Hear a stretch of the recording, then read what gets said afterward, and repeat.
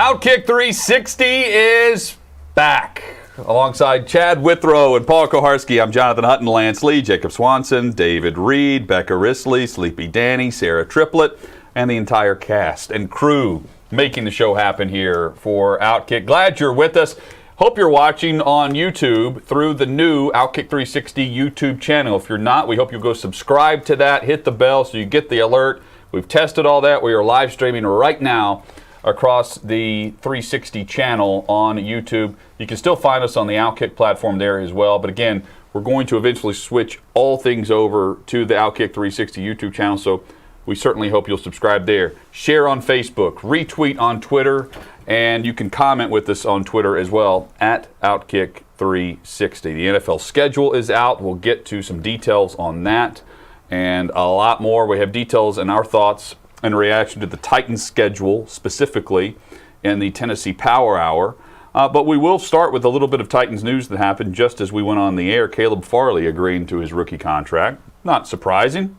We know he's going to sign eventually, but we have the 4-year deal, which was slotted around $13.5 million.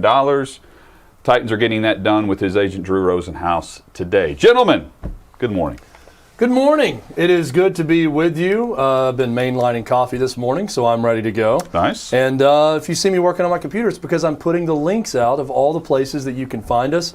We have a link tree that we post also. Be sure to check that out. So wherever you want to find us, you can do that. And on that link tree, You're going to start seeing some specialty items. For instance, Clark Lee 2 days ago, Josh Heupel yesterday.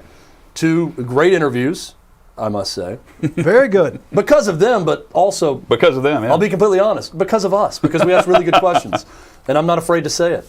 We were terrific with our questions with them, and they were terrific with their answers. And you can find those specific interviews if you go to the Linktree page. So if you're a Vandy fan, Tennessee fan, SEC fan, you want to go watch those interviews, very easy to find those specific interviews on our Linktree page. And I'm posting right now on Facebook exactly where to find us today. It's good to be back with you boys. I'm going to share the same, where you can find us on Facebook if you're watching there. And if you're not, if you go to your Facebook app, you'll be able to see that on your timeline. NFL schedule release last night. Plenty to discuss from a FanDuel perspective. We'll do that in a moment. Paul, you were busy looking at some futures odds. I've got a lot of stuff that I like, and I've actually bet some of it already. Some, optimistic, but with big odds, and some that I think, pretty realistic with odds that I think are off kilter from my feeling of the league. It's a ridiculous thing, the schedule release to a degree, but, particularly when you're looking at one team for inequities. You pointed out quickly when we knew that the Titans, for example, had New England when they do, that New England was coming off a bye. We'll talk more about this in the second hour, coming off the mini bye. Titans have a lot of that on their schedule that's not in their favor. You see a lot of that around the league. Here's the thing: the Titans don't have, which is a pet peeve of mine. People hear me every year. I cannot stand divisional games scheduled close together. Yeah. The Browns play, and the Titans don't have it this year, and so I commend the league on that. But the Browns play the Ravens in back-to-back games. The Browns play the Ravens, have a bye week, and play the Ravens in 2021. This has to be done away with. It's absolutely ridiculous. It has to be a built-in thing that you just can't play the same team twice without at least 3 games in between, preferably 4.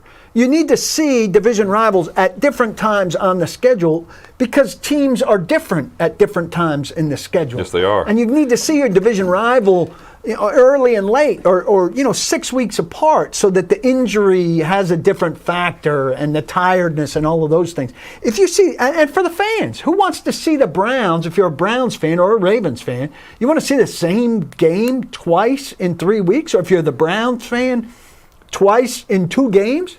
That's a crazy inequity and disservice. And I understand it's a complicated thing to put together, but that's something they can solve.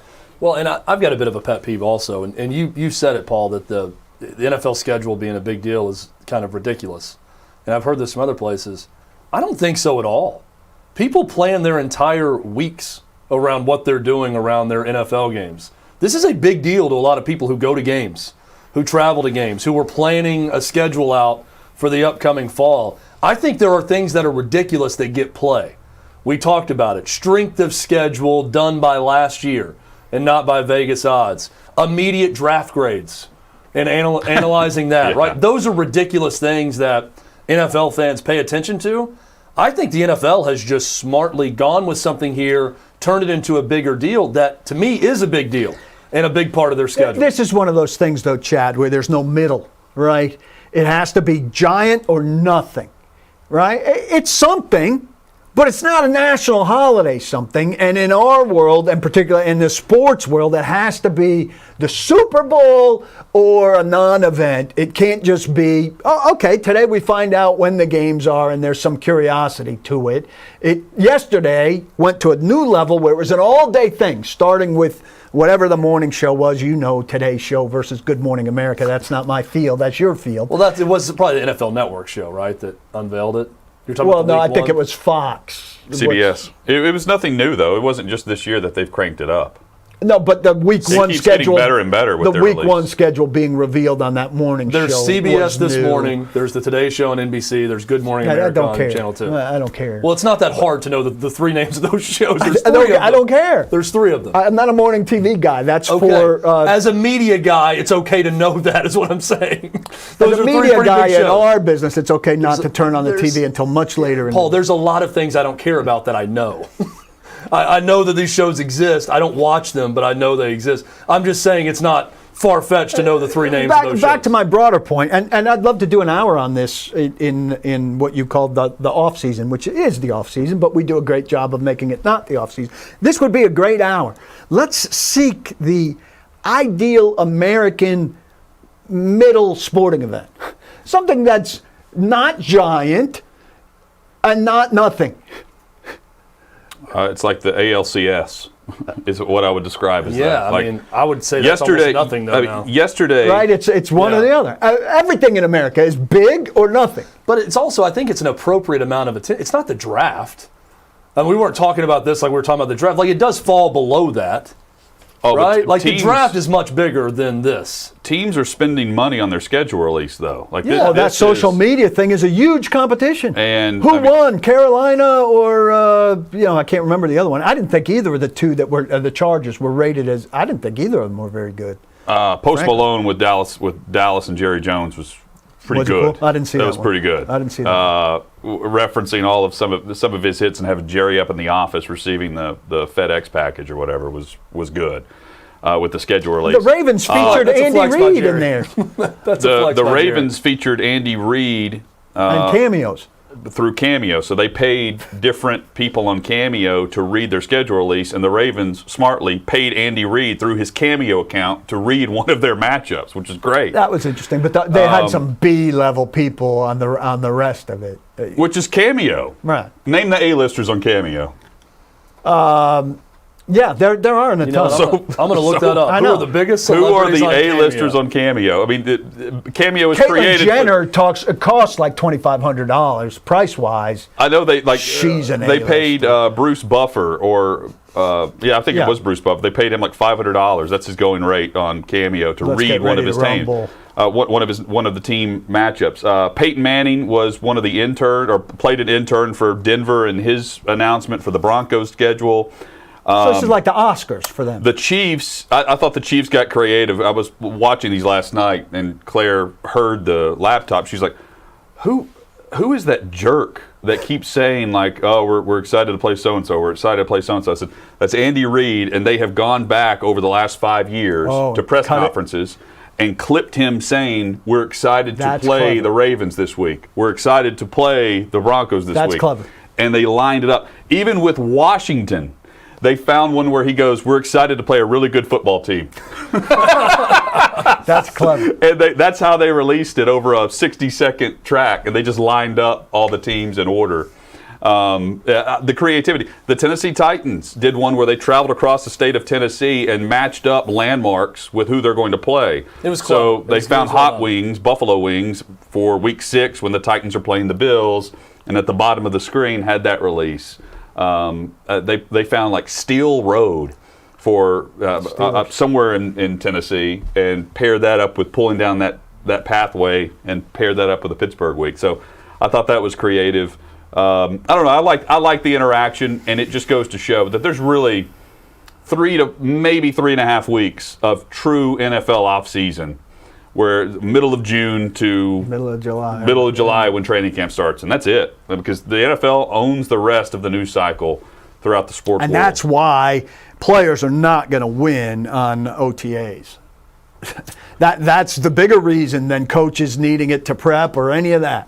Is because the NFL is not going to give away that calendar time in terms of stories, and in terms of cameras and articles and all of that, and our conversation about what so and so looked like in shorts and a helmet on the field. They're not giving that up. And I'm never going to bemoan a team spending money or putting effort into appeasing their fans. Right? I'm just making it fun. I'm totally fine with putting some effort into a schedule release for a team. If you're going to invest money in something that helps the fans and pleases the fans. And I think that most fans enjoy this.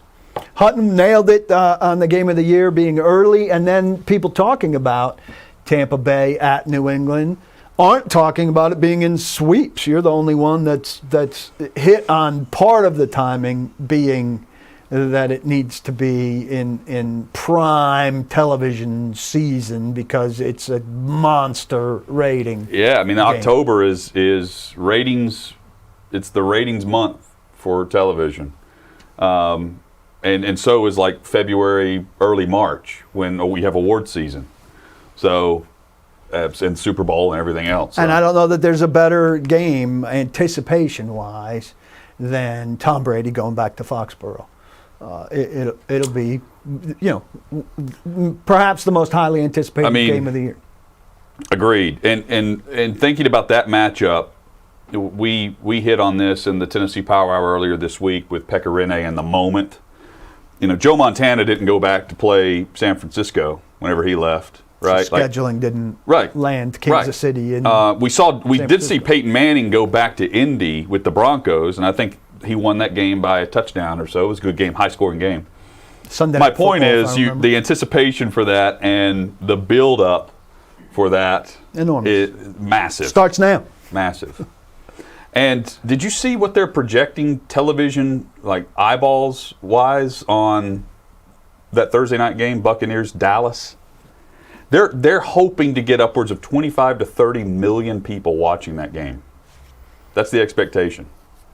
That is crazy. So, I understand Dallas brings eyeballs on top of defending Dallas Super Bowl is the most champion valuable sports team in the world. Yeah, beat out the Yankees by a little bit on the Forbes and list. I just don't get that. But like to this day, they haven't been to a Super Bowl in 25 years. Well, it's America's team. Tom Brady took a shot at that. It's Dallas.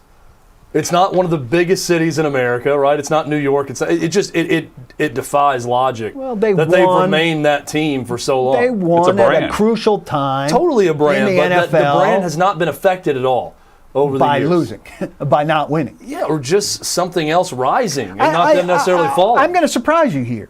I actually respect the fact that people stuck with Dallas because everybody's a front runner in America, right? Everybody's a front runner. Well, you were a front runner when you adopted the Cowboys in the 70s, and then again, in the 90s, when you reattached with Aikman and Emmett and Irvin. But that's a long time ago now. It's been 25 years since they won, and you've endured that and stuck with it. I congratulate you because this is so rare in America that you haven't become a Patriots fan. Because the Patriots are America's team over the last 25 years. If you define America's team as the team that is a dynasty and wins. And so that so many people have stuck with the Cowboys because you became a fan when you were a bandwagon fan in the 70s and in the 90s. I actually find this commendable. I can't believe I'm saying it about Cowboys fans and about front runners. But if you were a front runner back then and you've stuck it out, I actually find it without the NFL controversy. I applaud it. Without the Deflategate, without Orchids of Asia Day Spa for Jerry Jones, without the Spygate. Well, their biggest controversy is that their owner insists on being their general manager. Their biggest controversy is that instead of firing their coach over and over, they stuck with a guy like Jason Garrett who wasn't up to the job. Some of their biggest controversies. Is Tony Romo not being able to hold on to a snap and then running to the end zone. The biggest controversy is who was it? The controversial touchdown catch that was in the game, right? No, but Calvin Johnson, was that against them? Wasn't one of the controversial Des Bryant's catch Des or Bryant no in Green catch Bay. that set off the whole what is a catch debate. Yep. These controversies aren't like sexy win game controversies. Well, I would advise you to search Cowboys the White House and see that they had some controversy. Well, but that was the league at that time. That's not. No, but still, it's not like that's not hatred. Yeah, but they haven't been a squeaky clean organization or anything. Is what I'm saying. But winning heals all, and they haven't won. Well, the biggest controversy they have right now is whether or not they're going to pay Dak Prescott, and they. He's getting paid. He's in the top 5 of athletes across the planet for money made in 2021. Yeah, but here to me is another Cowboys failure, if you will, where I think Dak Prescott's good, but I don't think he's great, and they're forcing.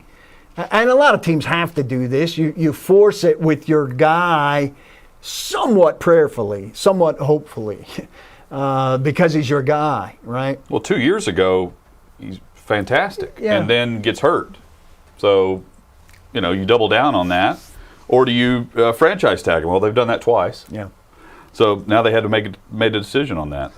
Look, tons of people are going to watch that game, and you have Brady hosting the Cow. I mean, that is going to be a blast. But what are your expectations for the Cowboys this year? I mean, they've got playoffs. They got a good offense. If their defense is a little bit better, they'll be a playoff team. Yeah. Their defense was horrific a year ago is the problem. They've got to be better on defense, but, I mean, we're talking about in Nashville also a team with a horrific defense from a year ago that was good on offense that won their division. So I expect the playoffs for them.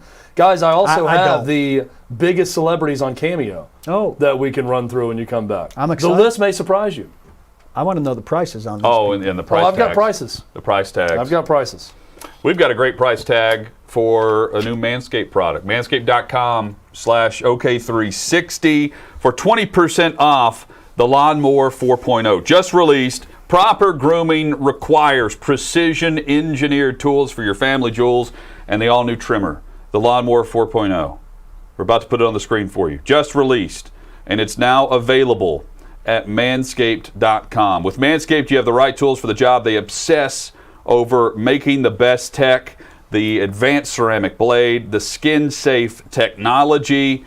The Lawnmower 4.0 has the travel lock for those on the go, and much, much more with this. Including the LED spotlight, providing a more precise shave. And there are new additional guard links as well, sizes 1 through 4. It's waterproof, perfect for the shower, plus wireless charging. You guys know how I love a nice charger. And Paul, how about that offer? Listen, you get 20% off anything. It's a serious savings and free shipping. Demand it these days. With the code OK360 at manscaped.com, you get both. Manscaped.com/OK360 for this great offer. No nicks, no cuts, just a smooth shave. It's the Lawnmower 4.0 from Manscaped. Manscaped.com/ with the code OK360.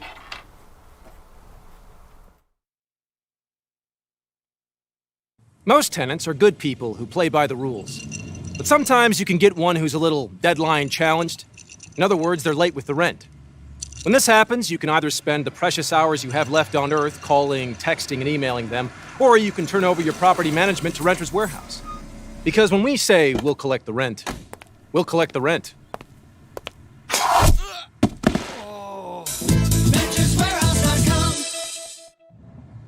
Need a pen?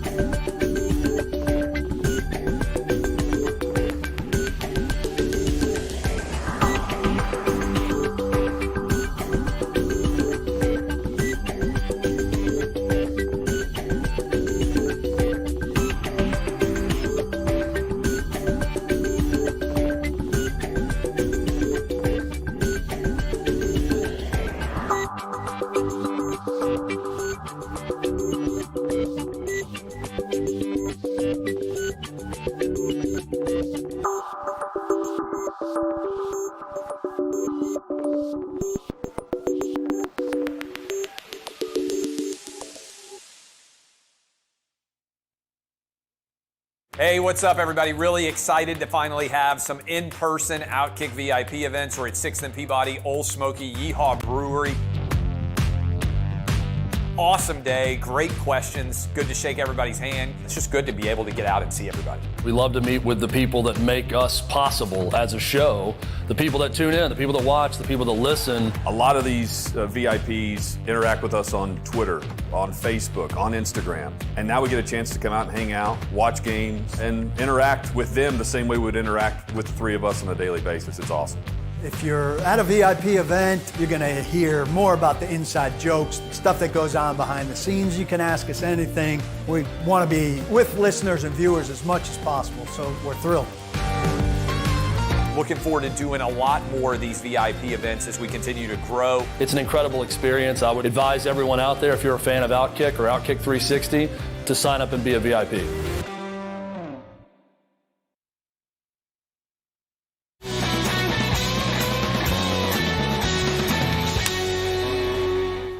Glad you're with us for Outkick 360. We hope you'll sign up for the Outkick VIP that you saw there with the big event. We'll have more coming up, including access to events like the 360 Masters.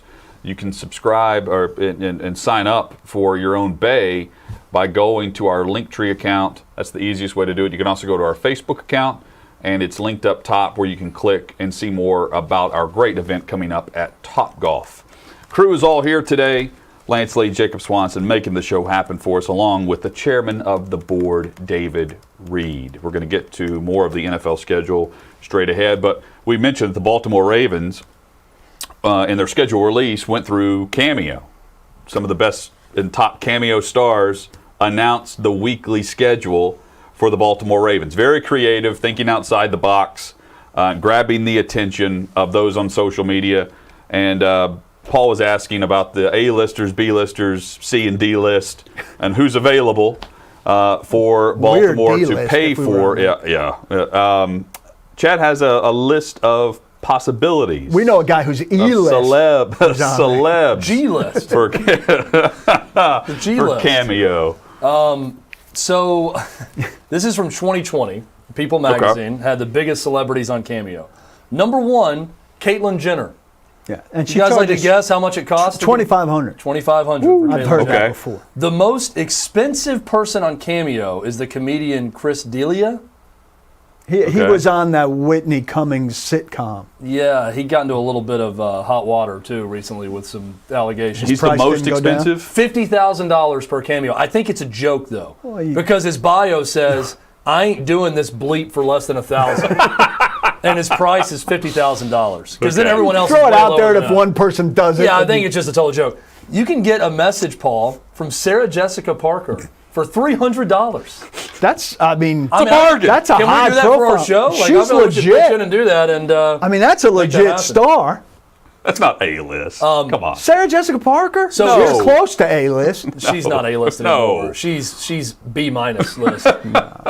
Here's one I didn't even know who it was. Sarah did not like that. Paul's like, Sarah you believe thinks the she's Ravens A-list. didn't, the Ravens didn't get Sarah Jessica What Parker? list is she for you?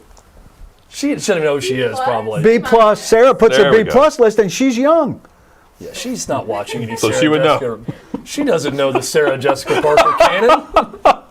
What has Sarah And she's Jessica putting- Parker been in? Do you know? Sex and the City. Okay, there you go. She's That's putting the her one. B plus. There's a reboot coming, by the way, of Sex and the City. Without she'll get back Kim in the Cattrall. Sex maybe and the she'll be City, in the Dallas A-list and, Cowboys, a film. Without Kim media. Cattrall. Kim Cattrall. Who else do we have, Cattrall. Chad? Cattrall? Never heard her described as Kim Cattrall. Well, she's not in it. I know that. Kim Cattrall. They had a Kim big Cattrall. fight. Kevin O'Leary, a.k.a. Mr. Wonderful. If you watch Shark Tank, you know Sure. who that is. I have no idea who that is. When I I say watch a lot of shows. Love Shark. How much? he is $1,200. This guy's filthy, filthy rich. This guy is 4 times the amount of Sarah Jessica Parker. She's really undervaluing herself, though, I will say. Billy Zane from Titanic, the actor, $500. Again, these are the What's biggest the last thing he celebrities did? on here. Marlon Wayans, No interest. $1,000. No interest in him or Zane. Snoop Dogg. That could be funny to get one from him. You want to guess? I want sober. 1,500. Half of that, $750. You can get a message from Snoop Dogg. And here's where you get the reality TV people. Chris Harrison, host of The Bachelor, is next on the list. No. $525. No interest. Gary Busey's $350. We could spend $650 and get a message from Sarah Jessica Parker and Gary Yeah, Busey. Gary Busey. That's pretty Quite good a double value. header. Based on the rest of this list, Well, I mean, are they going to go as long as really good Bobo? value. it's pretty good value. I'm not going to lie. Sounds like he's I'd talking rather a take betting that market. money and bet the Braves when they than have a message from Sarah Jessica Parker. That's also a better use of the money. FanDuel. Will Matthew by the way, to do Broderick that. potentially come into the Sarah but Jessica I Parker? hesitate to say the next person on the list because I don't know if this person is still alive. Wow. Because this We'll was play a game of Dead or Alive. this is the old trivia game on my old show, Dead or Alive. We can play that live on air right now. This list was put out in 2020. Dick Van Dyke, Dead. 94 years I old. believe he's dead. Has he died since then? Let's look. Guys, do you know? You're big into Broadway shows and the like. Dick Van Dead. He's dead. No, he doesn't even know. I don't know. You don't know, but there's a good line. Look it up, Paul. Find out. Say. Since he's 95. Okay, he's alive. Sarah's confirmed. $500 to get a message from the very alive Dick Van Dyke at 95 years old. Wait. Tom Felton? I have no idea. Wait. I have no idea who Tom Felton is. I don't have him as dead. I don't have him as dead. I've got the Wikipedia has a birthday and not a death. All right, give us 2 more. Ice-T is $350. Hutton's running out of steam on this. Gloria Gaynor of I Will Survive fame, $350. And Hutton will know this one. Denise Richards Oh, yes. from Wild Things. She's got nothing else to do. $250 for Denise Richards. She's a mess. Is she not? I would put Denise Richards, Sarah Jessica Parker, Gary Busey, Snoop Dogg at the far top of that list. Sarah Jessica So, Paul, Parker your is way more thoughts accomplished on than the Denise Richards. the list of people available? Just on these are the top prices. Paul, who is more accomplished, Snoop Dogg or Sarah Jessica Parker? Go. Snoop Dogg. That's the biggest probably. A-list celeb they have. But I mean, these Just people making are sure you far gave the more right answer accomplished there. than And the if you're people right, the Snoop Ravens Dogg. had on their thing. Like who? I don't know. Some reality stars I never heard of. Just because you haven't heard of them doesn't mean that they're let's not go. popular. Reality stars are not celebrities. There are more people that watch Denise Richards on a weekly basis on Bravo Yeah, on the that Housewives turn of on Beverly and Hills. watch Terry Bradshaw discuss things on CBS This Morning whenever he comes on or I whatever don't it know. might be. Could you please look at the Ravens thing and give us a list of the people the Ravens had on their video, and we'll circle back to I that. mean, one of them was Andy Reid. Andy Reid's on Cameo. Well, Andy apparently. Reid was a terrific twist. I I'll give you will that. be the arbiter of this.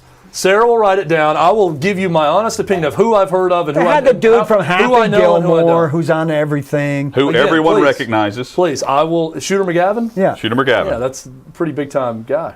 But he did like 3 or 4 games also. It wasn't like they had somebody for every game. I didn't think it was great. I will give you my honest assessment of how big thought it was was. very creative. You were assessing the value of some of these, the value we could have gotten for $600. Let's assess the value we could get on some of these future bets. I like it. Let's do that. Value. All about value on this show. All right, so FanDuel.com/OK360 is where you can find all of these future odds available based on the NFL schedule that was released. And we start with the win totals and the teams that are expected to win the most games in the regular season. As you see on the screen, Kansas City, the favorite to win the most games. And you bet the team that you think will end the regular season with the most wins in the regular season. Chiefs, 49ers, Buccaneers, Ravens, Bills, Browns make the top of the list for FanDuel. Where's this 49ers are unbelievable not love bad coming from? at all. They're not bad, but they're not winning the most games in the league. I don't know where that's coming from. Especially in a very tough division. They do seem to me to be the Overvalued. odd team out. Yeah. The If I'm looking 49ers at teams in that list. had a ton of injuries starting in I week agree. 2 of last year. No, I agree. They're when better Bosa than they went were. down for the year, and their quarterback situation paired with their head coach, and I'm talking of Garoppolo here, has a lot of people high on the 49ers. I think too high. 2 years removed from winning the NFC. But look at that list. I'm going to go this way with the list. Patrick Mahomes, Tom Brady, Lamar Jackson, Josh Allen, Baker Mayfield, and maybe Garoppolo or Trey Lance on the 49ers. Yeah, So they're odd man out. I do think the 49ers are the odd. They're very good. They're good. I'm not saying they're a bad team, but they do seem like the odd team out on that list. I would go with them being the one that will win the least of that group. I'm not jumping in to this to make a bet. I would still, Kansas City's the favorite for a reason. Tampa Bay for a reason. Cleveland, to me, is where the value is this year. I would agree there. I would take the plus 1,600, throw a few bucks down there, and see what you can do at the end of the year with the Cleveland Browns. But again, it's for the team that will win the most. It's not an over/under bet. Now, for the team that you think will end the season with the least amount of wins, and I think it's important to note who's not a part of this. When you look through, you don't see the Falcons on this list through FanDuel, which I thought was interesting.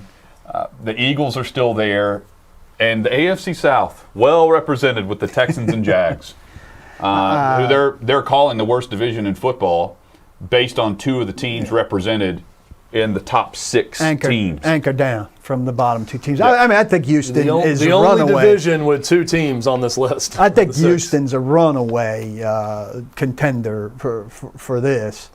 I and think Detroit doesn't right have a there. lot of talent. They just don't have a lot of talent. It's a 2-team race to me. I think the Jets are on the upswing. I think the Bengals are on the upswing. I think the Jaguars are not going to be great, but they're going to win some games just because they've got some new things going on. And I think the Eagles aren't very good, but they're better than the rest of this list. It's amazing how one coaching change and one perceived good draft can put the Jets on the upswing. I guess from hitting rock bottom, they're on the upswing. But I'm not a big believer in Zach Wilson as a rookie quarterback. I'll give you 2 names: Adam Gase and Robert Saleh. I think there's a monster difference between those 2 guys. I'll give you Chad. 3 words: the New York Jets. Yeah, I understand. That's an organization that, with their current ownership, has not been good under many regimes. 5 of these 6 teams have a new head coach, and the other team, Cincinnati, has a coach that needs to produce with Joe Burrow going into year number 2. Best quarterback on that list who's done anything in the NFL is Joe Burrow.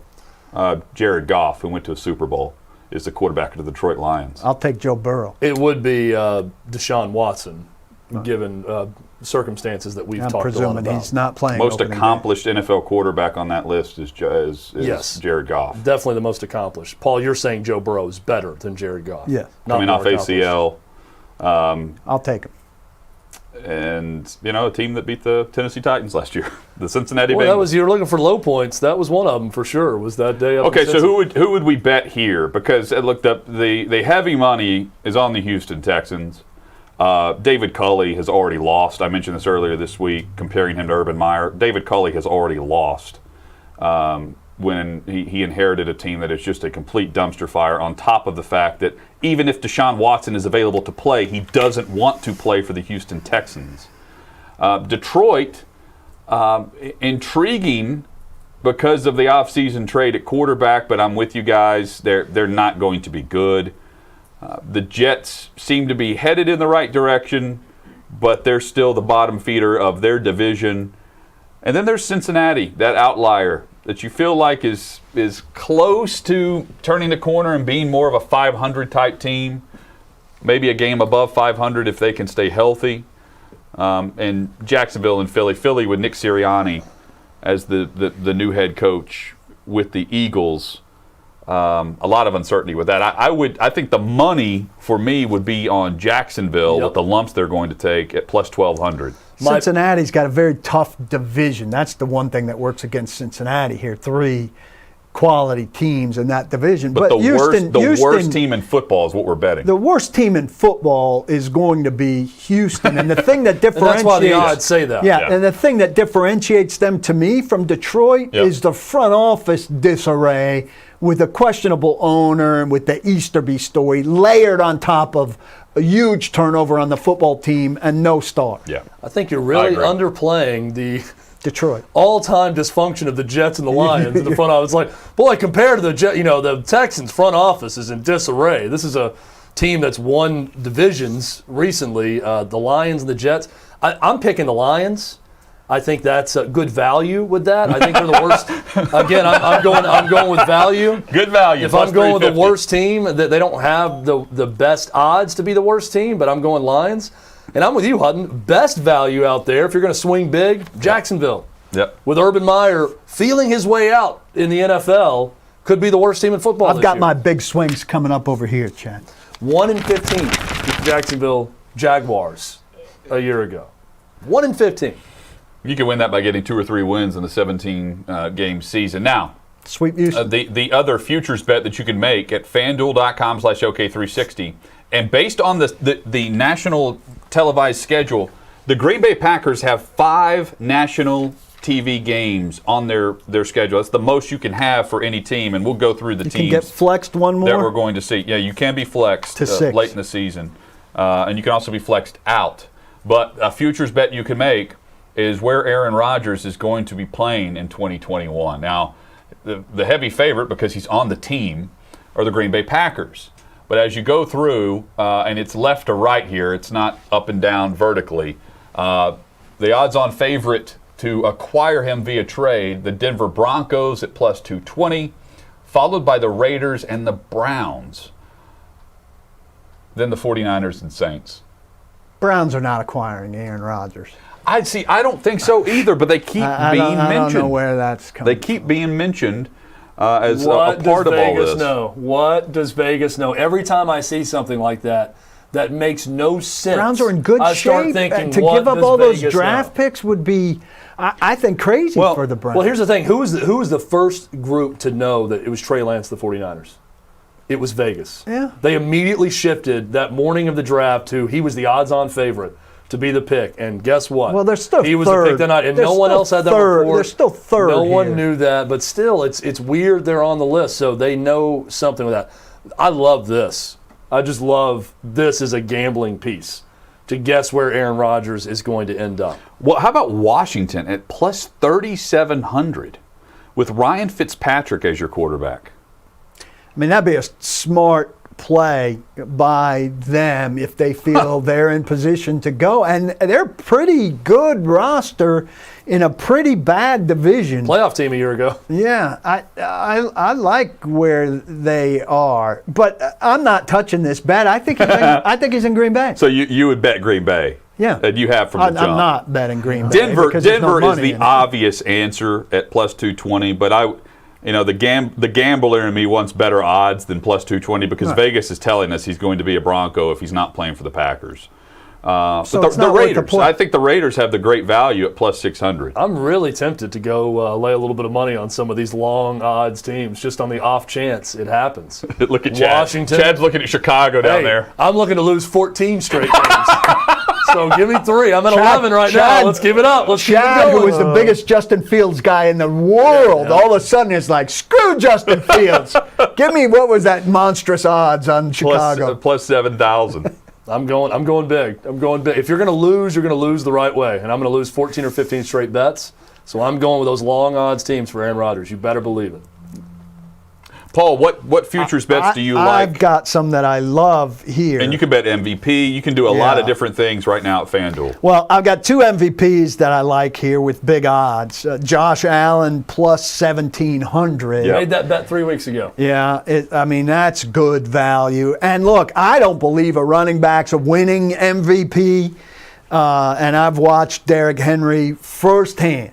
But he goes for 2,000 again. There's the best running back case you can make. You drop $5 right now at plus 4,000. Plus 4,000. I went ahead on that. I really like Carolina. Carolina to make the playoffs is plus 270. Now, we're not talking plus 4,000 That's good. there, but Carolina to make the playoffs at 270. And I'm going to go ahead, Carolina to win the NFC South, because this is a huge long shot. Tampa Bay, everybody presumes, is winning the NFC South. I don't think it's unfathomable that Tampa Bay would slip to a wild card with injuries and things falling the wrong way. Carolina, Hutton, is picked, based on the odds, 4th in the NFC South. They are plus 1,200 to win that division. I think that's an incredible value. I agree. I've got Carolina. Also, their number is 7.5 wins over at 110 there. Jags, 6.5. Under is minus 110, not huge value. And I think the 49ers are hugely overvalued. We talked about What's this. their over-under? 10.5. I'm going under there at minus 130. 10.5. I know it's 17 games now. That's a big number to me. I think it's I important. think they're a lot better than last year with the injuries and everything, but It's 10 important and to a half know is where big. they were prior to the injuries in the minds of the odds makers last year. They were extremely high. I think the over-under last year would have been 11 or 12 wins, coming off of the Super Bowl loss to Kansas City. So they had an extremely great season, came back, and then were just decimated by injury within the first 4 weeks of the season on both sides of the football. But had we been having this discussion last year, and we were having this discussion last year about over-unders, San Francisco was probably in a 16-game season at 11 or 12 wins, right there with Kansas City to run it back. They were the Tampa and the Kansas City of this year. So in the minds of Vegas, they're back. They're back healthy. We've seen, though, and look, we know Vegas knows a lot, but they don't know everything. They don't always hit it right. And we've seen teams that blow their Super Bowl chance, and I'm not saying what San Francisco did was comparable to what Atlanta did, but Super Bowl losers have a tendency to fall off. And I think, San Francisco, we didn't get to see the full thing last year because they were the most injured team in the league. But they have some repair to do. They have a quarterback to get ready. They have a quarterback that they've lost some faith in who hasn't been able to stay healthy. I like them. But that division also is Seattle is a constant. Arizona, I'm not big on, but Vegas also says Arizona's up and coming. And who am I forgetting there? The Rams. And I like the Rams a lot.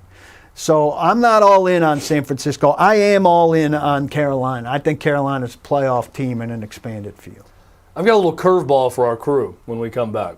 We're going to give them the video of the Ravens release and play it and see how many of these people I know live on like air it. to see if Paul is wrong about no one knowing who these people are. Are we going to block out the names, or what are we going to do there? We need to put up the names. I can just tell you if I recognize them or not.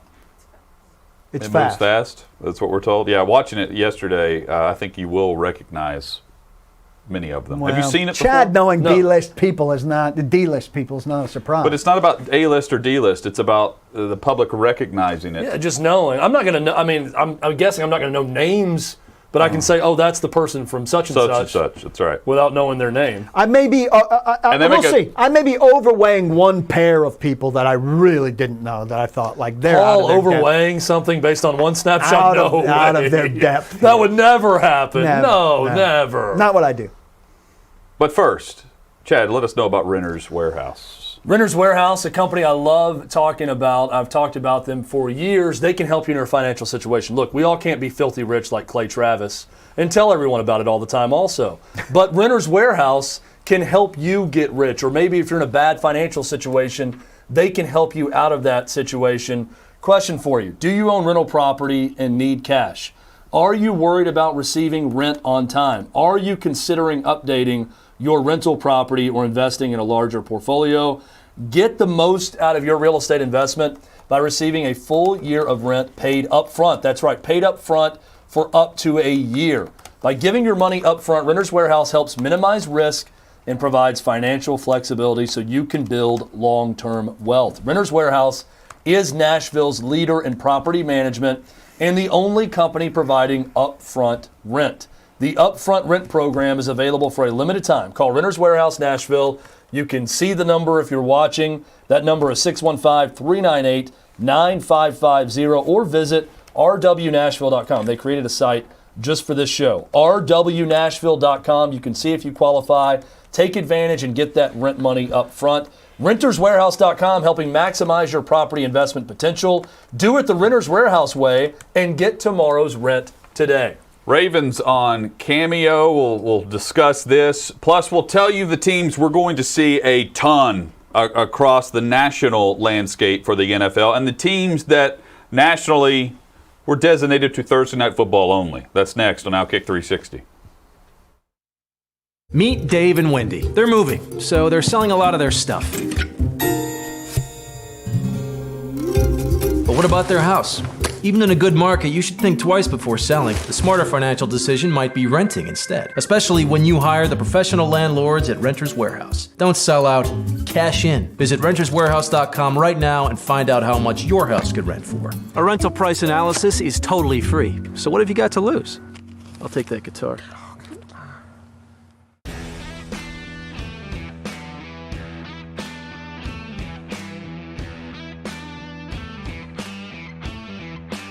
You can find Outkick 360 content 24/7 wherever you download your podcasts, including Apple Podcasts. We hope you'll search out Outkick 360 and like, subscribe, and give us a rating. 5-star rating. As you scroll to the bottom, you can write a review as well and check out all of the content. We're going to post full shows immediately following every show, plus interviews, conversation, and exclusive content, and more. Just search out Outkick 360 on Apple Podcasts.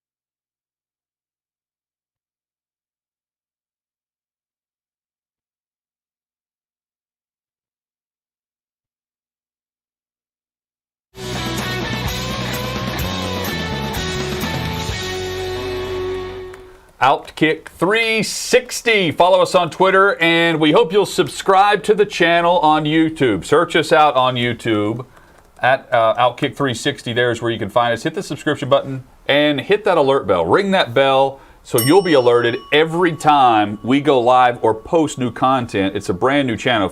If you're already subscribed to the Outkick channel on YouTube, we appreciate that.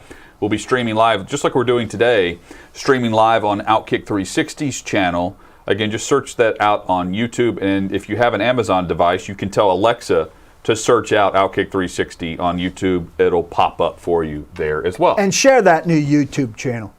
We need you to keep sharing all of them, but right now, emphasis on the new YouTube channel. There's a share button right at the bottom of the screen you're watching us on. Hit that and follow through for us. That'll be of help.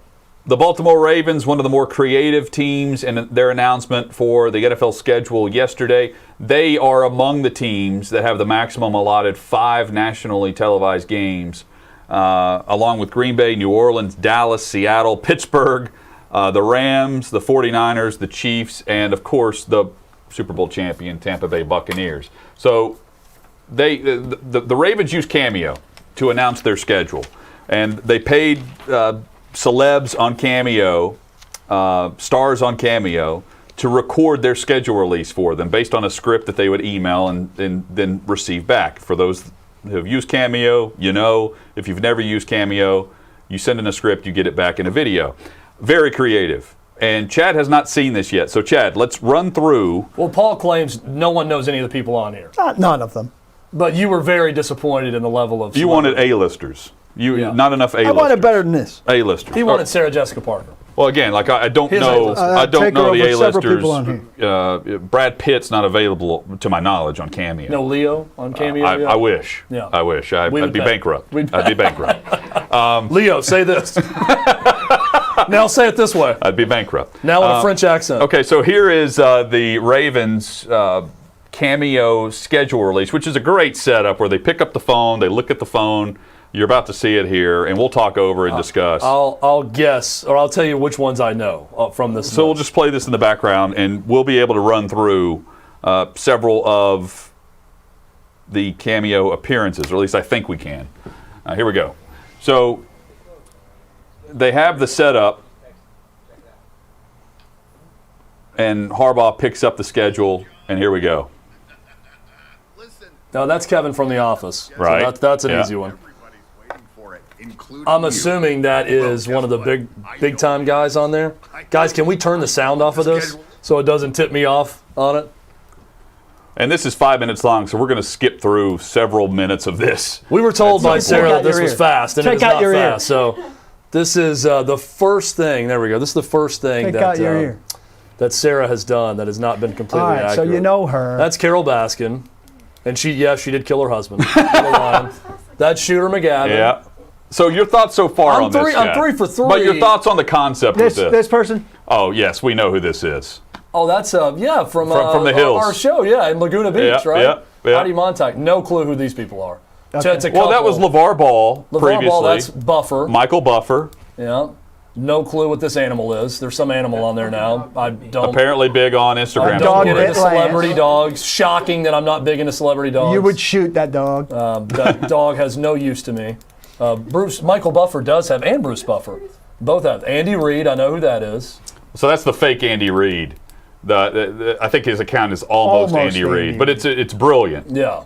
Wow. To announce that's their not matchup. Andy Reid. That's pretty good. I thought it was actually Andy Reid. I thought it was Andy Reid too. A Muppet. Don't know who the Muppet is that's on here. So Paul, you win on that one. I've known about 60, 70% so far of the ones they're throwing out. All Felt No Filter is the name of that account. All Felt No Filter. I'm supposed to be excited by that. I like the name. Okay, so there's That's Heidi Montag. Yeah. She's big time in the reality TV world. She's really big for Hutton and I back then. I was a Lauren Conrad guy. I was LC. Give me LC all the way. We're getting a lot of Buffer. A lot of repeats. Oh, that's Perd Hapley from Parks and Rec, one of the greatest sitcoms of all time. You Heard with Perd was the name of his show. in That's Pawnee, a show that Indiana. everybody wants to be better than it was. In Pawnee, Indiana. Now, I will say Parks he's and Rec about story. 15th on the casting call for Parks and Rec. He's not a Who's big that guy? star on Parks and Rec. I have no idea who this guy Yeah, is. you and He everybody is, else. What is he's he? a guy from Food Network. No, there's Carol Baskin again. She's looking lovely. You know, my one it's complaint kind of like with the seeing video OJ, is like a murderer that's just that free. I don't like the splicing. I wish that they would How just about this go, guy? the soup Nazi. Yeah, there you go. Yeah, there's one we know.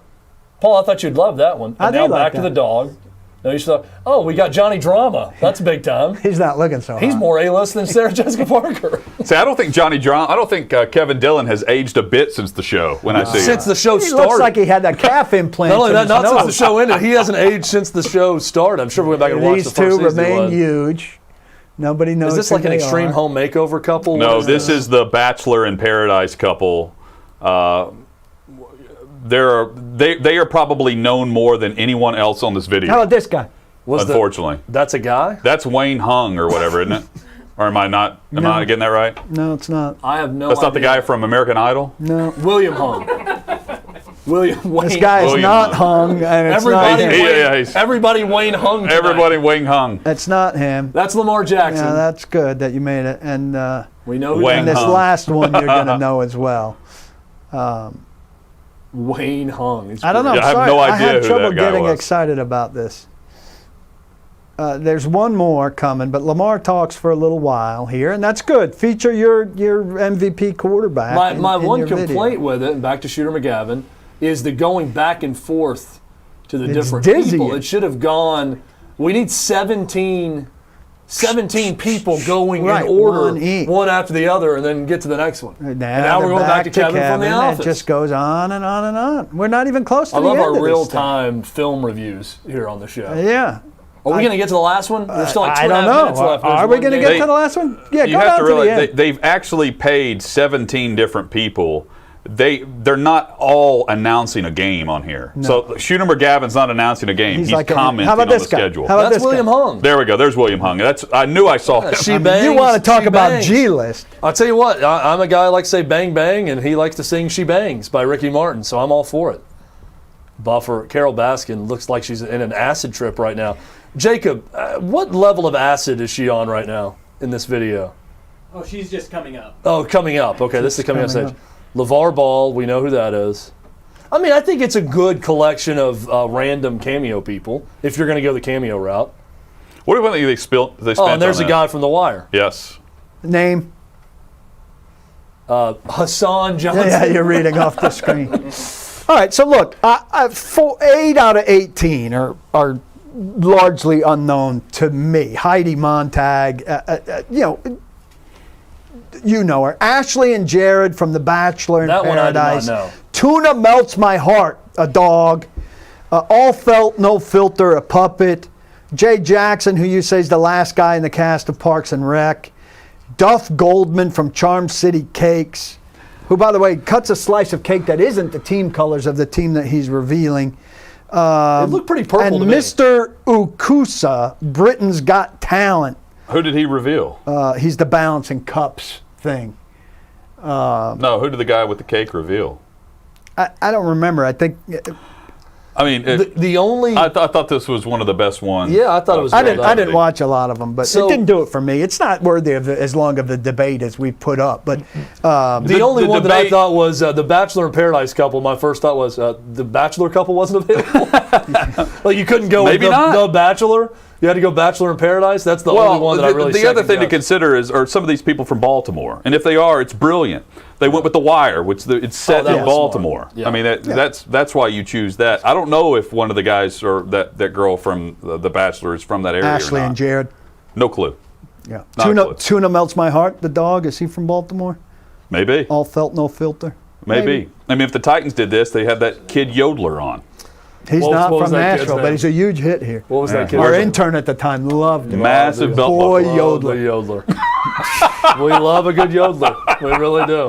Nashville, Music Tennessee. City, and we What's got a Nashville, yodeler. Tennessee known for yodeling. Yodeling. Yes, a German art. I don't love the start to the Titans schedule. We're going to discuss this in depth when we return on Outkick 360 in the Tennessee Power Hour. Hang with us. There's money in your house, but if you're thinking of selling instead of renting, you might be missing it. Even in a hot housing market, selling your home can leave money on the table, while renting can give you a rich blend of benefits. Not just cold hard cash, but steady, reliable cash flow. When it comes to selling versus renting your home, renting can make a lot more sense. Find out how much your home will rent for. RentersWarehouse.com.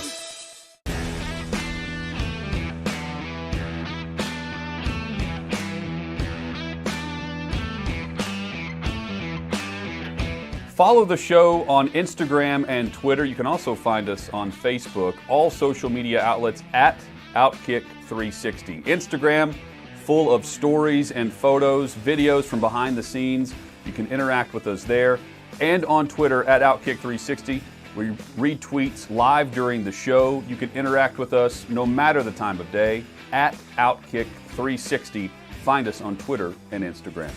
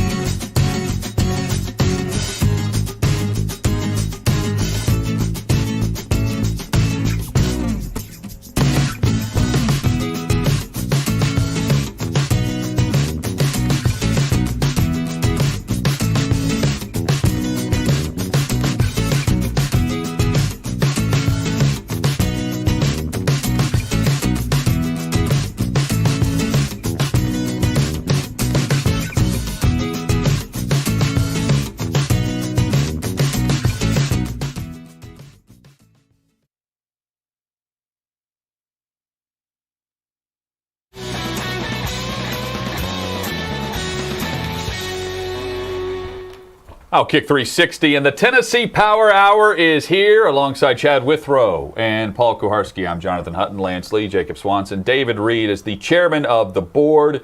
Big thanks to Becca Risley, Sarah Triplett, Sleepy Danny as well for making the show happen.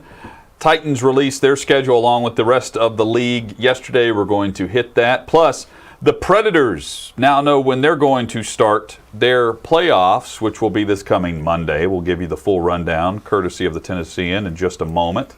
But guys, initial thoughts to the Titans opening the season with Arizona, followed by a trip on the road against Seattle. Yeah, I heard you say you didn't really like the beginning of 0-2 to start is how I would bet that. I think maybe 1-1. I'm not particularly scared of Arizona, though the receiving core against a new secondary, which I suspect is part of what you see there, is a little bit of a concern. The Seattle trip is going to be a bummer at any point in the season, a difficult trip. I do think this is a schedule that allows for possibilities of stretches of win streaks and losing streaks based on the way it's built. And there's a really tough stretch coming afterwards. I'm curious about why you're down on the. I'm higher on Arizona. Yeah. I'm also down because we're just assuming that the offense without Arthur Smith is going to be fine. Oh, yeah, I'm not. We're assuming that Shane Bowen, as a defensive play caller, is going to be fine, and that they've done enough with their secondary. I'm not going to assume that. I'm assuming that Arizona's coming out, firing out of the gates with Cliff Kingsbury, and what will be a high-scoring affair in Nashville, followed by a game in Seattle where I believe in his career as a head coach in Seattle, Pete Carroll has lost one game in September at home. That's not an easy trip. Then they return home at 0-2 in my mind as I play out this schedule in a massive game against the Colts. Win. I mean, for an early season game, that would be a must win. Here's what I am going to assume. I'm going to assume the Titans suck on defense until proven otherwise. And here's what I'm also going to assume. They're not going to be able to tackle Kyler Murray.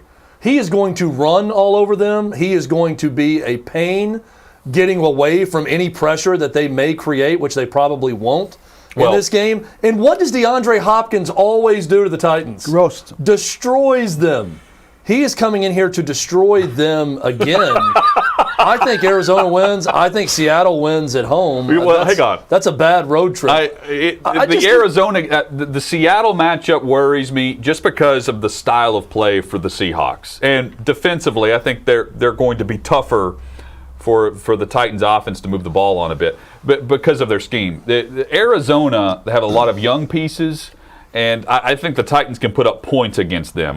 When you look at their secondary, their secondary right now consists of Budda Baker. They have Robert Alford and Byron Murphy on the outside. The double team against A.J. Brown doesn't bother me. Patrick Peterson's gone. I'm not worried about the Titans' offense in Week 1. And with the opportunity, we know Vrabel's very good when given an offseason or 10 or more days to prepare. I just think Arizona's going to put up a ton of points. I just want to be clear. I'm not saying it's a shoo-in win against Arizona. I'm just not putting it down as a loss. 2.5 point spread. Yeah, and I don't Titans favorite. I don't want anybody to think that I'm fine with the Titans as is. Corey Davis, Johnny Smith have not been replaced. Arthur Smith's departure concerns me, and I see a ton of losable games. I mean, this Buffalo, Kansas City, at Indianapolis, at Rams stretch could be an 0-4 stretch. That's the stretch. Starting on October 18th. That is a deadly territory. That reminds me of the Colts-Patriots-Colts swing. Yeah. And I that's why I keep saying, to me, it feels like a tough schedule, even though the Vegas over-unders and stuff say it's not. It's not because of their division. It's all because of the Jets. They're playing the Jets. They should sweep the Texans and sweep the Jaguars and build a reasonably good record around that. But I think that NFC West is tough. And I think when you're playing Buffalo and Kansas City and New Orleans as games outside of your framework schedule, you've got things, and Pittsburgh, you've got things tough. And that comes from, they've got a lot of measuring sticks over the course of this season to know how they stack up against teams that I think predictably will be the best teams in the AFC, particularly Buffalo and Kansas City. They've got back-to-back games against the two teams that represented the AFC in the championship game last year, who I think could well be there again. And that's this is the fourth year in a row they've played the Bills, right? I mean, they've got 4 wins they have to get. The 4 that we talked about. That's the reason that their schedule looks easy is because those 4 games. But it's middle of the pack. If you and go you could split 6 with and the Jags. 7, you could lose to the Jags. If you take care of business in those 4 games, that you could for sure. You could lose the Texans. It's the NFL. Crazy things happen. But if you win those 4 games, if you go 6 and 7, with the remainder, you're 10-7 and probably winning the division this year. So it's a team I still expect to win the division. But let's talk about assumptions for a second. I'm assuming the offense is going to be okay because of Derrick Henry, because of Ryan Tannehill. I'm not going to assume that the play calling and the offensive installation is going to be just as good as Arthur Smith as offensive coordinator until I see it. But if you want to make assumptions about this team, what assumption should we make about the Titans defense without Dean Pease? Based on the staff that's in place. If Jim Schwartz were the hire for defensive coordinator, I'd say, okay, it's going to be revamped. Let's wait and see. I'm a wait and see guy with everything, and I want to wait and see these new pieces, especially in the secondary, for the Titans defense.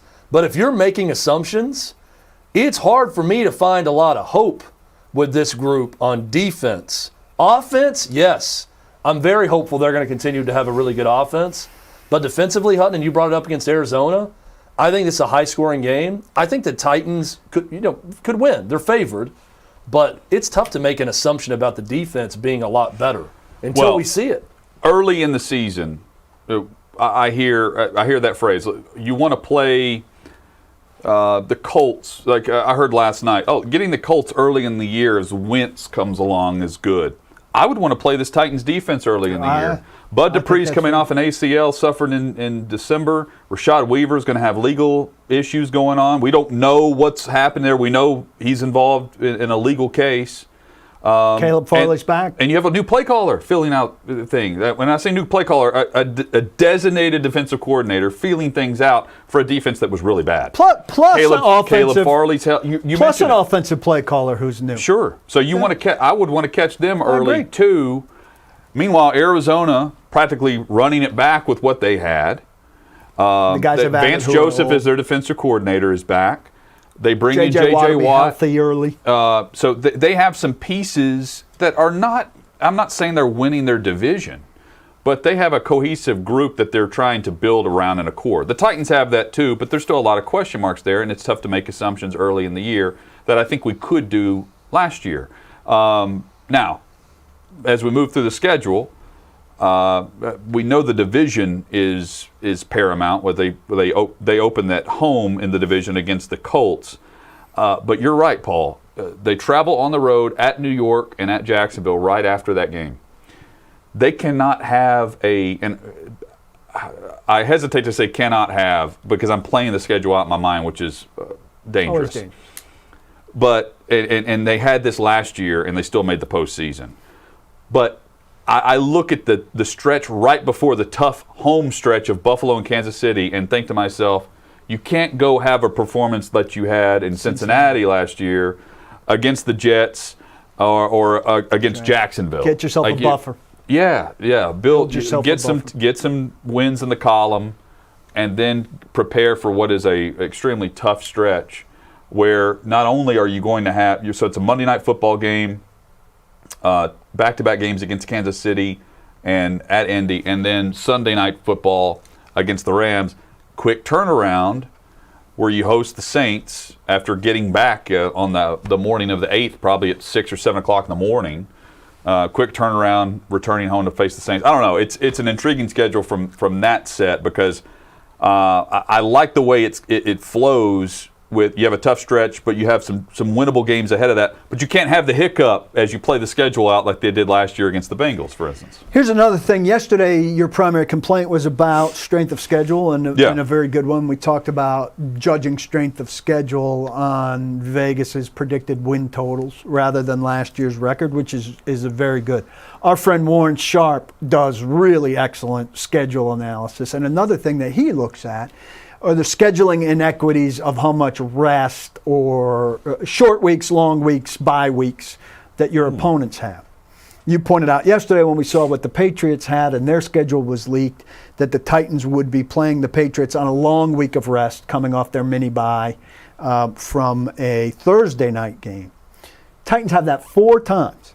In week 5, they play the Jaguars, who are Thursday night the week before. In week 11, they play the Texans, who have a week 10 bye. In week 12, they play the Patriots, who have week 11 Thursday night. In week 15, they play the Steelers, who play Thursday in week 14. They only get one opponent on short rest. Week 17, they play the Dolphins, who play Monday the week before. Now, somebody was saying, well, the 49ers are on short rest on the Thursday night game. That doesn't count. The Titans are also on short rest when they play the Thursday night. So this is a scheduling inequity. It's bound to happen. Warren Sharp's thing is, over the course of time, at least, this should even out for a franchise. The Titans have not been mistreated over the course of time. They come out actually a little bit ahead. But in a season, you'd like not to have 4-1 your score in terms of playing teams that have significantly more rest than you do, and here 3 times off a mini bye, 1 time off a full bye. Now, I haven't looked at what teams are getting it from the Titans end. I don't care so much about that. But here, it's an inequity for what the Titans are getting in terms of their rest versus opponents' rest, which is another thing the league doesn't factor in probably enough. It's going to happen. How much does it happen?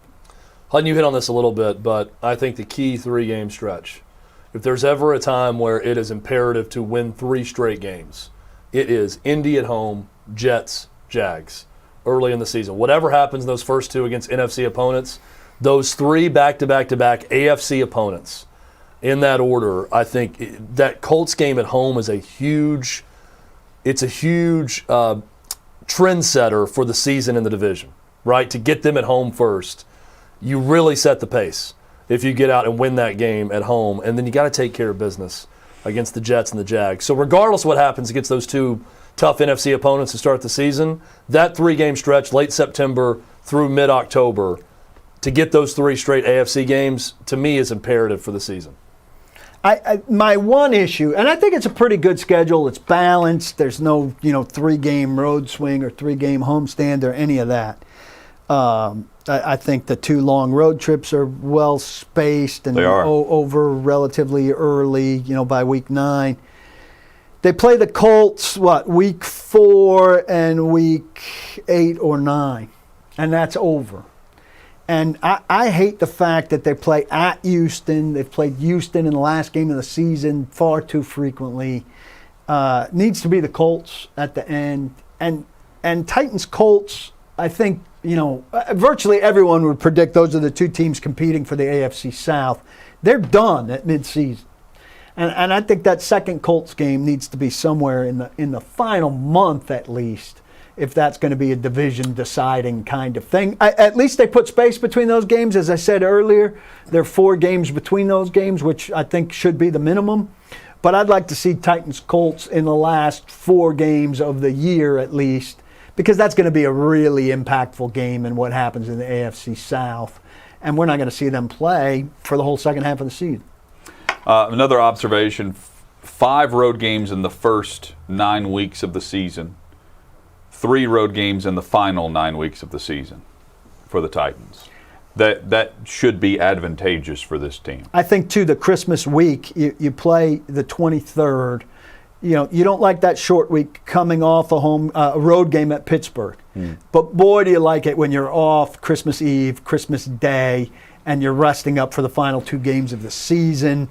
I think most coaches are going to like the idea that you don't have to schedule or play around Christmas Eve, Christmas Day. Pop that schedule back up there, guys, as we see the quarterbacks coming to Nissan Stadium this season. Kyler Murray, Carson Wentz, Josh Allen, Patrick Mahomes, Taysom Hill or Jameis Winston, Trevor Lawrence, Jimmy Garoppolo or Trey Lance, Davis Mills, Tua Tagovailoa. Yeah, I was thinking like, who's Houston going to have? Tyrod Taylor. I mean, the city will be aflame with excitement when Davis Mills comes to town for the Texans. But a really good home schedule for that, with Josh Allen, Patrick Mahomes, and Trevor Lawrence, Tua. And again, all those Nashvilleian Bama fans are going to be out in full force to support Tua. There are always some injuries along the way, and we should point out the preseason. This is interesting because they're opening on the road at Atlanta, facing Arthur Smith and Dean Pease there. Well, they'll get a lot of solid work in because they will certainly pre-plan that game together. My guess is where both teams get a lot of work with what they want. I'm not saying they script it, but it's good to know the coach you're facing. And then at Tampa, And because the extra game this year is at home for the AFC, the Titans only have one home preseason game to sell. That's huge for them. They only have to sell one home game. Next year, they'll have to sell two. That extra game will be in the preseason. But it's good on the season ticket sales this year, too, to get people involved. Yeah, a couple notes on the preseason. First off, the third preseason game should still be the dress rehearsal game because the third preseason game is August 28th, and the opener isn't until September 12th. So you've got a lot of time off there. Yep. So the last preseason game isn't the wash-away game. It's still legitimately the most important game. And two things, at Atlanta, at Tampa Bay. If the NFL reinstates teams' ability to train and have joint practice sessions, I assure you the Titans will work with one or both of these teams on the road.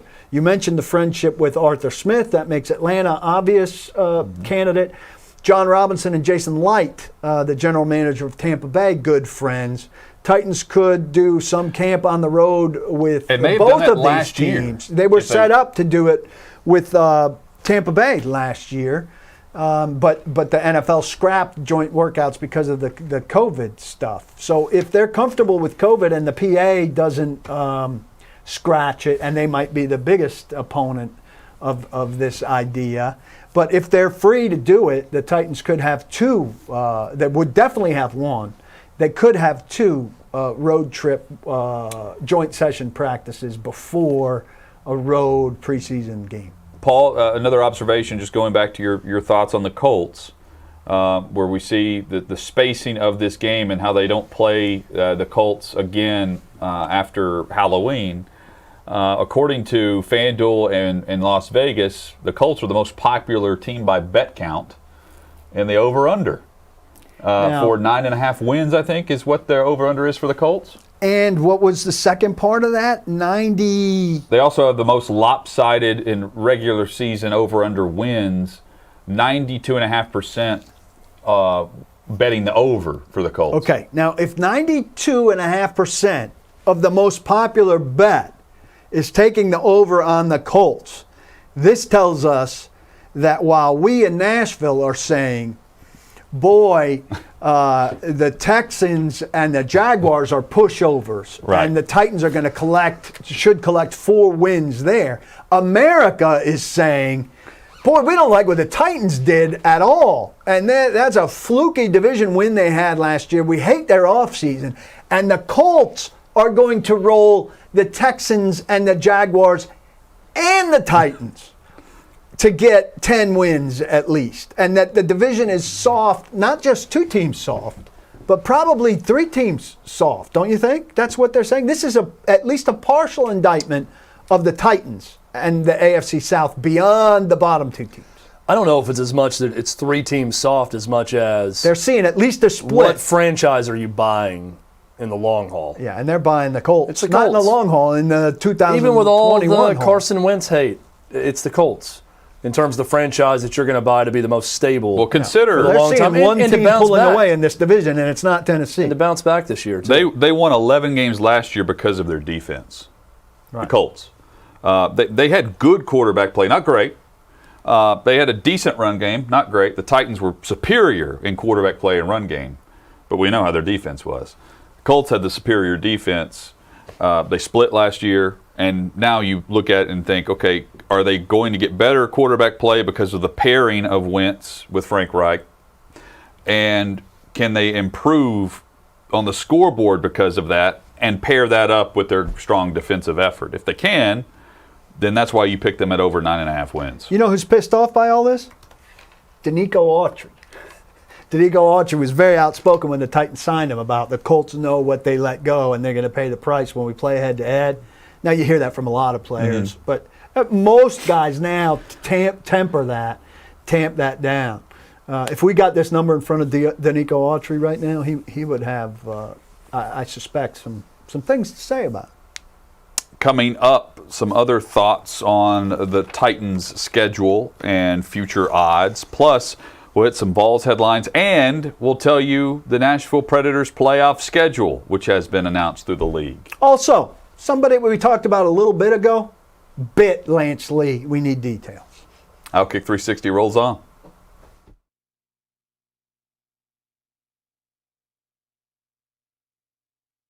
Your property management, we take the hit.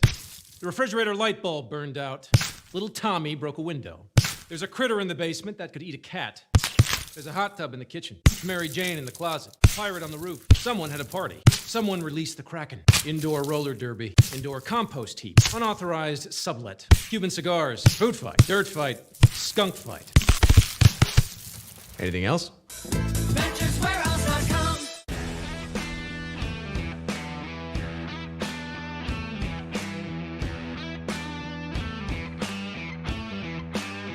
The 360 Masters is back.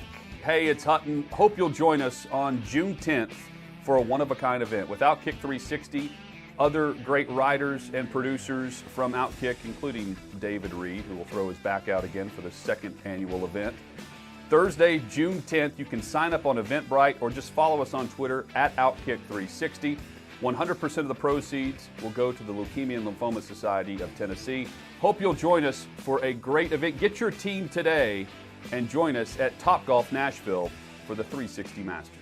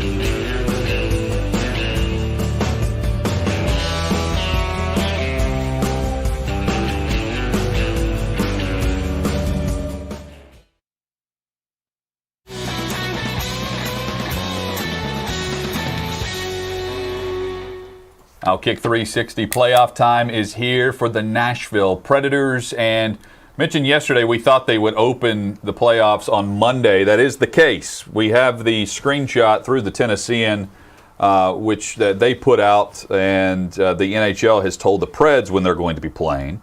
You'll see the first matchup coming up this coming Monday, 7 o'clock local time, CNBC on the broadcast there.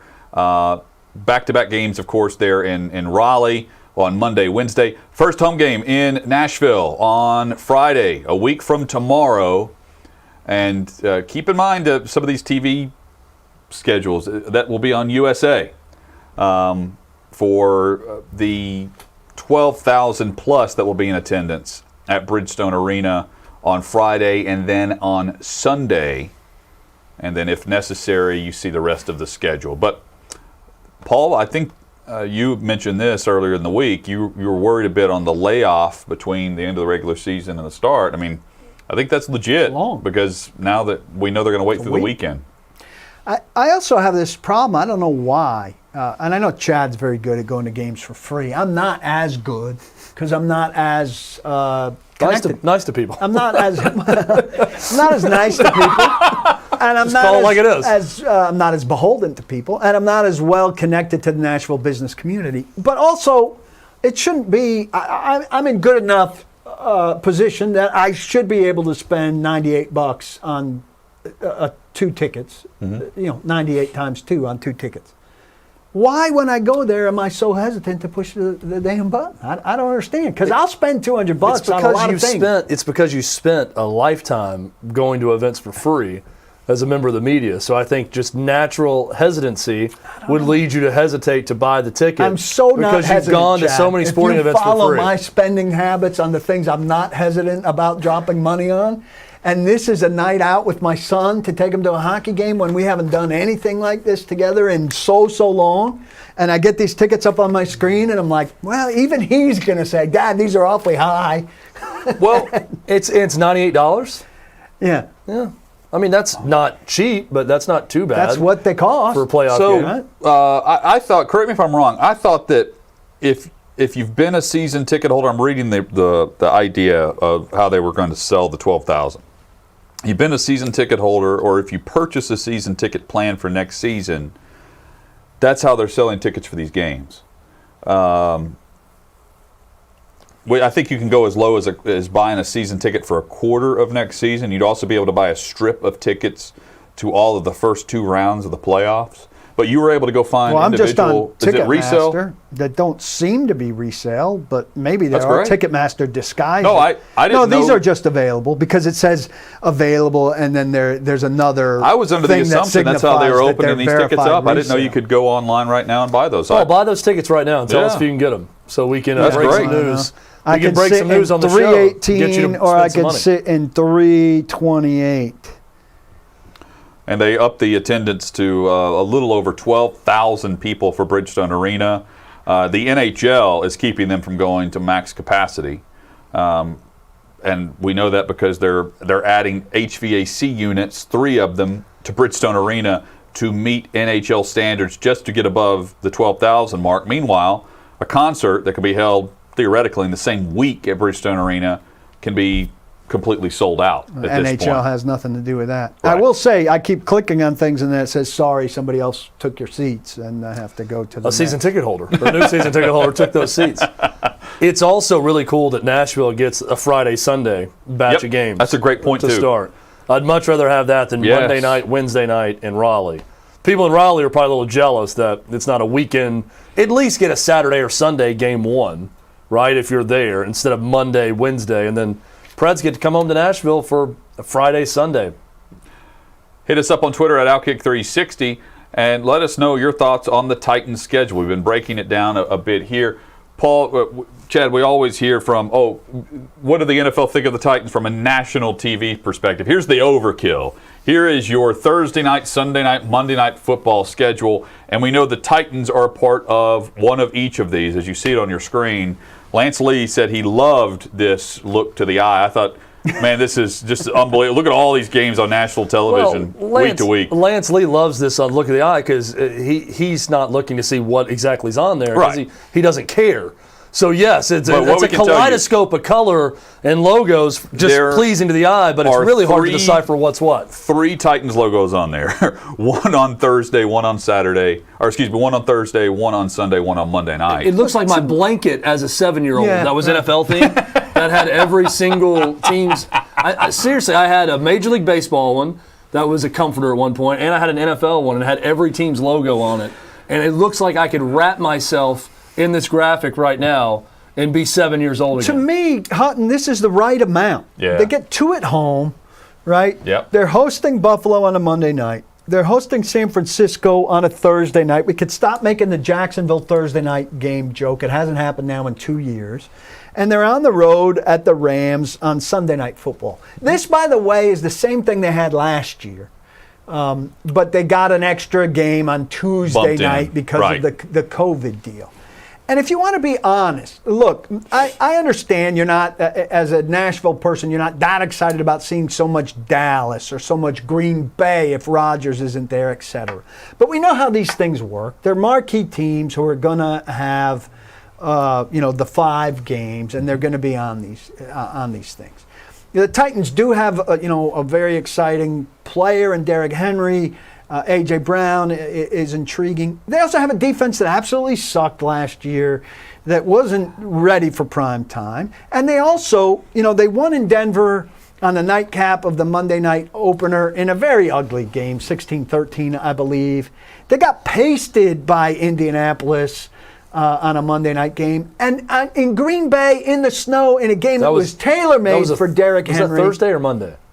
Well, one of them was Thursday. The Colts lost on a Thursday night at home. Thursday night. Yeah. Terrible. Thursday night, yeah. And in Green Bay, on a Sunday night game in the snow, primed for them with Derrick Henry, they laid an absolute egg. Is it fair that these things may count against them? No.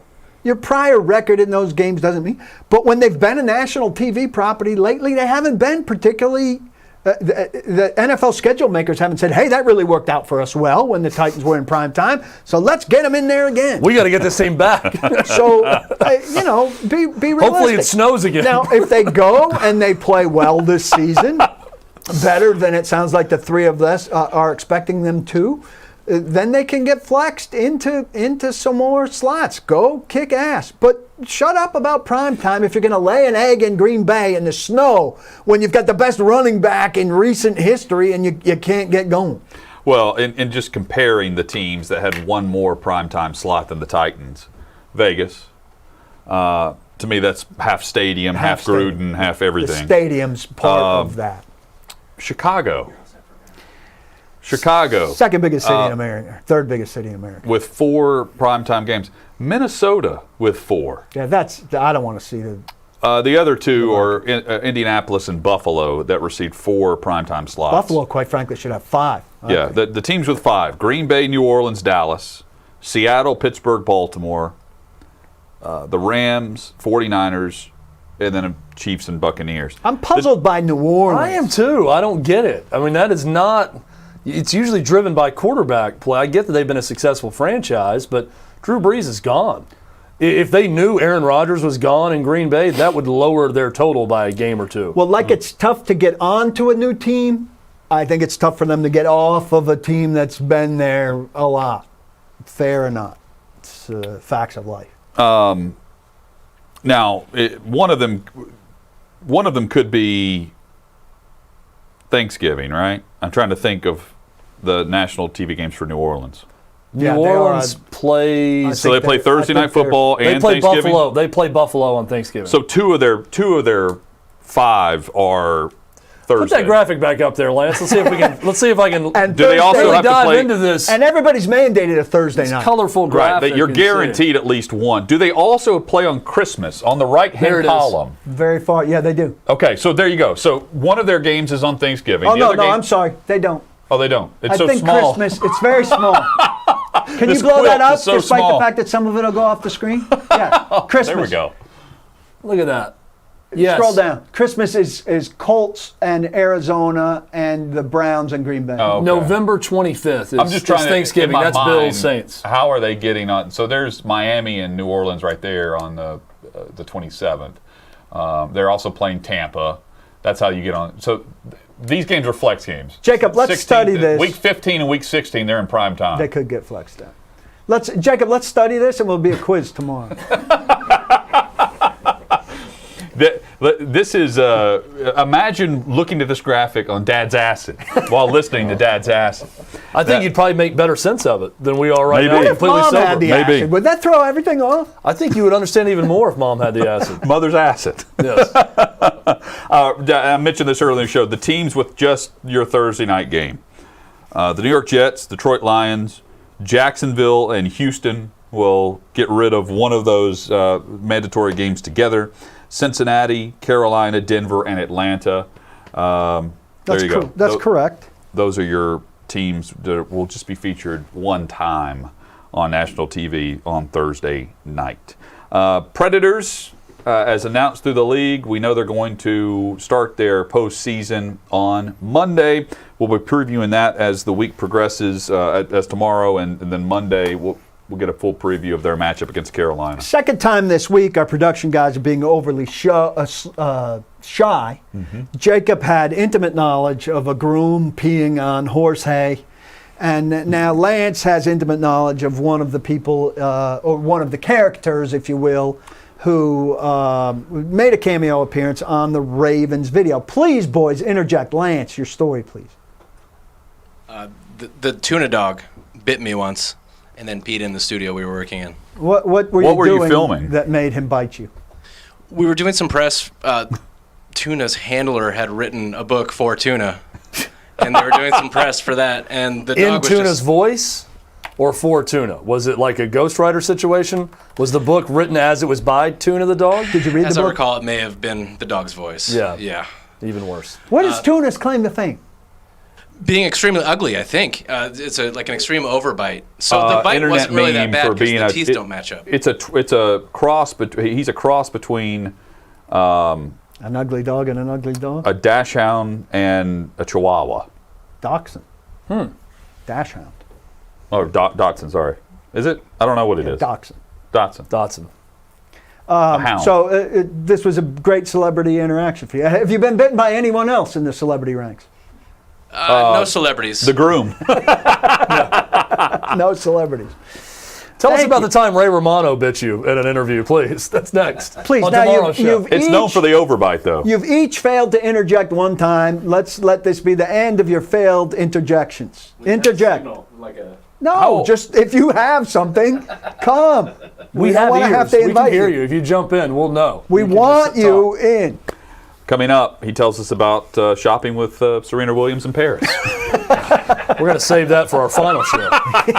That's another thing. Lance is full of all these stories Oh, with celebs these from guys. past from Yeah, and now he's with us. productions past. I mean, insane. Everyone. It's a real fall from grace. The list that we went through for Cameo.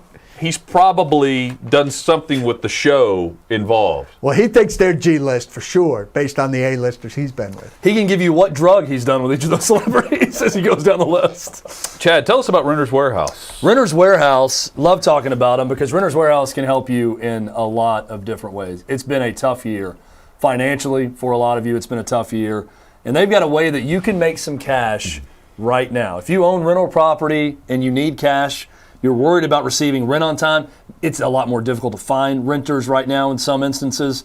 If you're considering updating your rental property or investing in a larger portfolio, get the most out of your real estate investment by receiving a full year of rent paid up front. Renters Warehouse is Nashville's leader in property management, the only company providing upfront rent. That's right, upfront rent for up to a year. The upfront rent program is available for a limited time. Call Renters Warehouse Nashville at 615-398-9550 or visit rwnashville.com. That website, again, they made this specifically for the show, rwnashville.com. Go to that website, find out if you qualify, renterswarehouse.com, helping maximize your property investment potential. Do it the Renters Warehouse way and get tomorrow's rent today.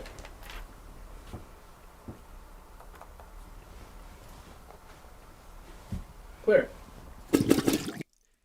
When you have people renting your house, you may get a call about a certain plumbing issue. Someone has dropped the kids off at the pool, sunk a sausage, cooked a meatloaf in the porcelain saucepan, downloaded a brown load. And now they need someone to plunge in and clear the air. So, would you rather that call go to you or to Renters Warehouse? Thought so. Remember, when the call's about number 2, you'll be glad you work with number 1. VenturesWarehouse.com.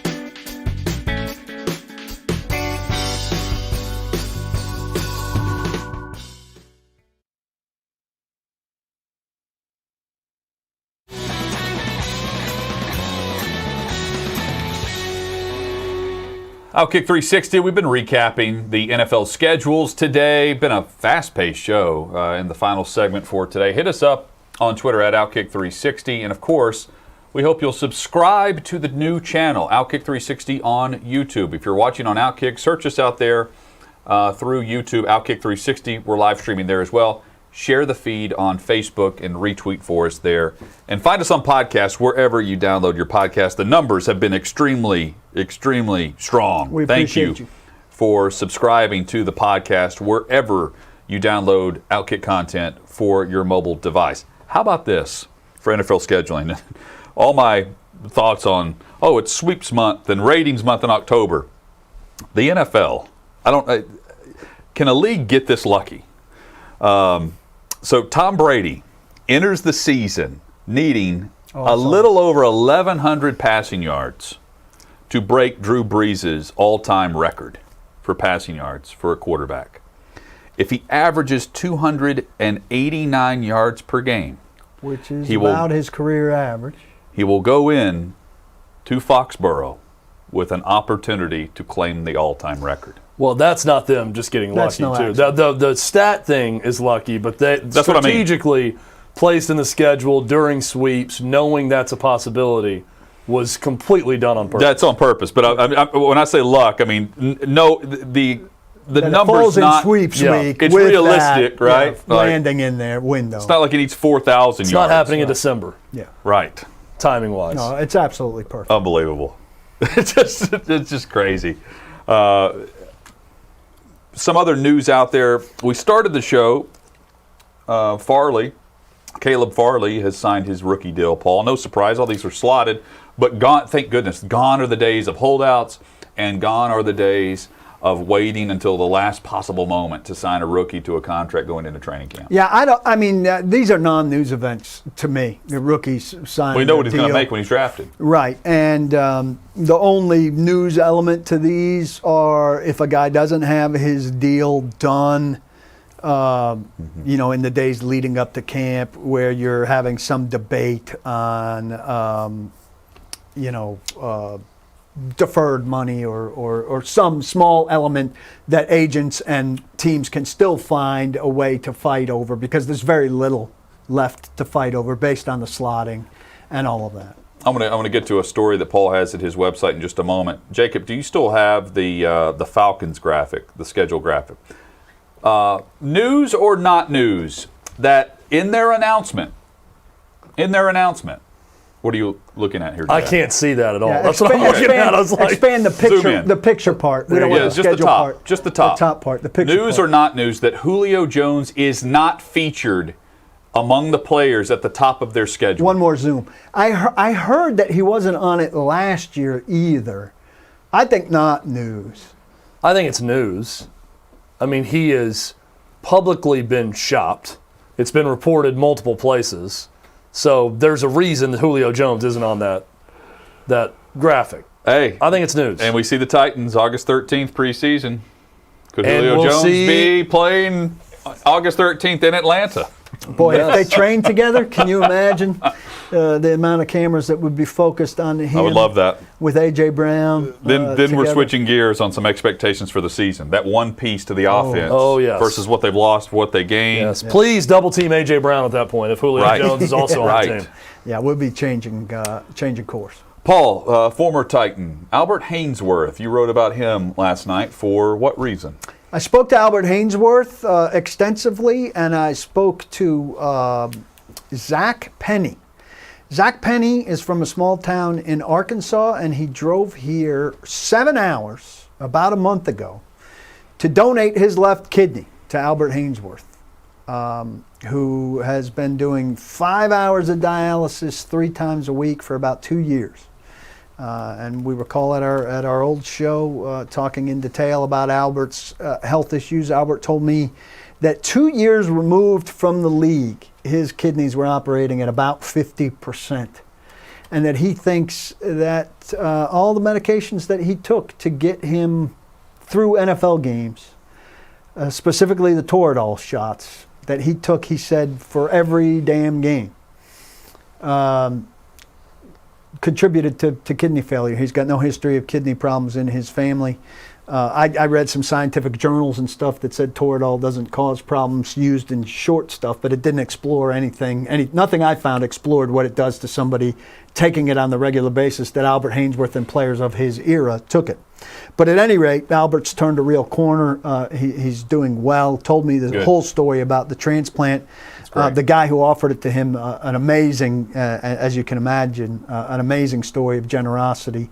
And another friend of Albert's who had a kidney transplant, who's kind of been Albert's counselor through this. I hope you'll read it and enjoy it.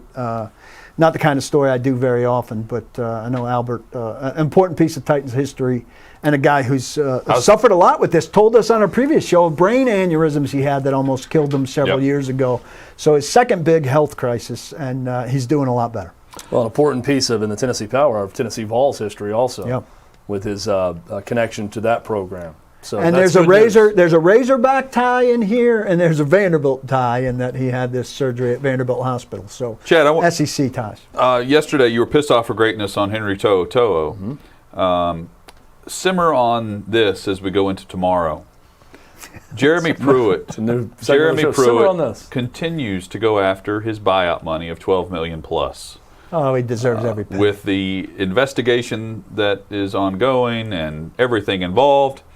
And the fact that that's not settled, the lawyers involved over the last, 4 months now, 3.5, 4 months, continue to go after the millions on that contract. We discuss that and more tomorrow. Yeah, he's really going after that bad contract that Tennessee signed with him. Going after a lot of that bad contract money where they did not get the return on investment that they needed out of him, and he's going to get every dime of that money that he did not earn. Simmer. Oh, he's simmering. Stew. He's still stewing over. I may just be in this seat simmering also, until tomorrow and not move. The idea that the current players on this Tennessee Vols team would go up and hug and congratulate Henry To'o after the game against Alabama. What about before? Yeah, that's got to end. Before. That's got to end. I mean, Simmer. Simmer. Do we do it now, or we'll do it live? We'll do it live. We'll start it. We'll start it on the warm up if you want. I'll warm you up on Instagram Live. He'll fluff you on it. How could you? I'll be the fluffer for Chad tomorrow. Can't wait. It's going to be a special show. Big time. I hear you're tired after that sort of thing. We're going to tomorrow will be our first appearance on OnlyFans. Also, we've got our new YouTube channel, Outkick 360, and we're moving to OnlyFans tomorrow. Yeah, we actually will be on Grindr tomorrow. Yes. Can't wait. Our audience just quadrupled. Yeah. Hit us up in the meantime on Twitter at Outkick360. And again, we hope you'll subscribe to the channel Outkick360 on YouTube. We are back at it tomorrow to get you ready for the big sports weekend. Don't block the box. Do lock the locks.